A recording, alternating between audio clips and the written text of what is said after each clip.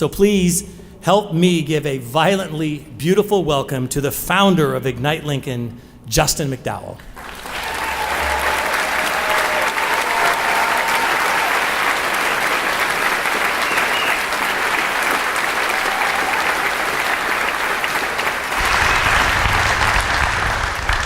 Hello everyone, thank you so much for coming out tonight. It is such an honor to have been invited back to Ignite Lincoln to reprise my talk on creating an heirloom culture. Heirlooms are those valuable possessions that we pass down from generation to generation, and an heirloom culture then is a way of life that you can feel proud to share with those who come after you. I first gave this talk 6 years ago, and I've learned a couple things in the meantime, but first I'm going to give you a recap of the original 3 points for creating an heirloom culture. Number 1, own your culture. Just by owning something, you imbue it with value. And since culture isn't a physical object that you can hold in your hands, ownership is more of a mental thing. Accept your place in it and take responsibility for it. For me, ownership is the sense of pride that I feel when I tell people I'm from Lincoln. I love biking around the neighborhoods, seeing the First Friday art talent, legal fireworks on the 4th of July. These are all things that make it easy for me to own my culture here in Lincoln. And next, you have to participate in it. This is how you contribute to your culture. You decide what has value with your own voice. Where you eat, where you shop, the kinds of art and entertainment you patronize, that's all reinforced by your participation. 10 years ago, I founded Ignite Lincoln as my way to participate.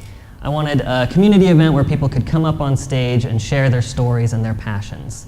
And just by being here tonight, you yourselves have found a way to participate. And finally, you need to let go and embrace the imperfections. No culture is perfect, and that can be really, really frustrating. But I don't mean to give up on important issues, I just mean think about what your culture is and what it can be. I've done a little bit of traveling and been to fantastic cities like Portland, Reykjavik, Paris, and Berlin, and Lincoln is never, ever going to be like any of those cities. But I still love it just the same because none of those cities are ever going to be like Lincoln, Nebraska. It's a small town wrapped in a big city, and there's an honesty and a lack of pretension that I really appreciate here. As one Seattle designer put it, I'm with Lincoln. They just do and they don't give a crap. It's something that people outside of Lincoln notice. But that doesn't mean that you have to accept your culture as given. If you're not finding the scene of your dreams here, then I invite you to make that happen. It's not going to be easy, it's going to take a lot of work, and some people are going to think you're weird, but we need cultural leaders like you, the artists, entrepreneurs, farmers, to stand up, take up a cause, fight for it, and show the world what Lincoln is capable of. Find the places where it's not working and turn them into success stories. Shape your culture's narrative. So these were the 3 original points for creating an heirloom culture. And just days after I gave that talk, I left town for good. I got a job in a new city in a new time zone, and I always felt a little bit awkward about that. How could I leave this great culture behind? Well, I've learned a few things since I've been gone. 2 new points for the list. Number 4, seek out other experiences. Life offers a wealth of possibilities for expanding your worldview. Culture wants to grow. I moved from a red state to a blue state, from a college town where football reigns supreme to one where social justice permeates every action. Now, whether that sounds like paradise to you or maybe it sounds like hell, a change like that will force you to confront your values. Traditions are important, but without fresh influences, they'll either become dogma or they'll stagnate. They should remind us where we come from, not become rote ritual. Like a houseplant, culture can become root-bound and suffocate without fresh oxygen.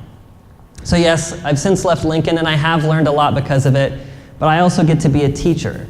I get to pollinate all the new places I go with the stories, ideas, and traditions that I've learned by living here. And the last point is to give it away. After all, it's not an heirloom until you've passed it down. If you keep it to yourself, it's just a totem that no one else will get to enjoy. The inevitable truth is that one day your time will come. And once it's out of your hands, it's up to the next generation to do with it what they will. So set a good example and leave your culture better, richer, and kinder than you found it. It was hard leaving Lincoln, but I feel like once I did, I had given it my absolute best. So these are now the 5 points for creating an heirloom culture. Own your culture, participate in it, turn the flaws into triumphs, but also seek out new experiences. One day you'll present your culture to people yet to come, and if you've done all you can, they'll be proud to call their home Lincoln, Nebraska.